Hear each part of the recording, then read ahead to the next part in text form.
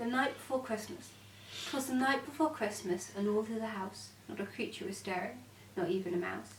The stockings were hung by the chimney with care, in the hope that St. Nicholas would soon be there. While children were nestled all snug in their beds, while visions of sugar plums danced in their heads. And Mamma in a kerchief and I in my cap had just settled in our brains for a long winter's nap. And when out on the lawn there rose such a clatter, I sprang from my bed to see what was the matter. Away to the window I flew like a flash, tore open the shutters and threw up the sash. The moon on the breast of the new fallen snow gave a lustre of midday to the objects below. When what to my wondering eye should appear but a miniature sleigh and 8 tiny reindeer. With a little old driver so lively and quick, I knew in a moment it must be St. Nick.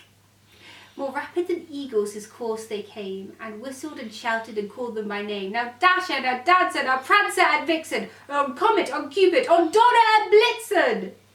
To the top of the porch, to the top of the wall, now dash away, dash away, dash away all!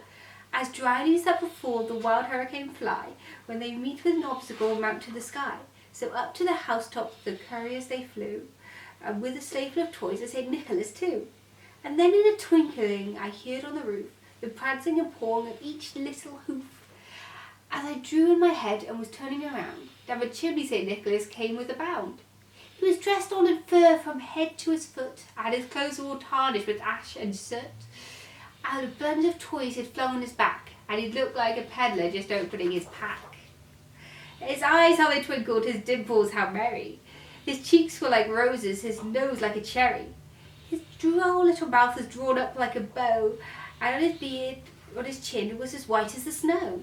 The stump of a pipe he held tight in his teeth, and the smoke encircled his head like a wreath. He had a broad face and a little round belly, that shook when he laughed like a bowl full of jelly. He was chubby and plump, but a right jolly old elf, and I laughed when I saw him in spite of myself. A wink of his eye and a twist of his head soon gave me to know that I had nothing to dread. He spoke not a word, but went straight to his work, and filled all the stockings and turned with a jerk. And laying his fingers aside of his nose, he gave a nod, and up the chimney he rose. He sprang to his sleigh, to his team gave a whistle, and away he flew like down of a thistle. But I heard him exclaim when he drove out of sight, "Happy Christmas to all, and to all a good night!"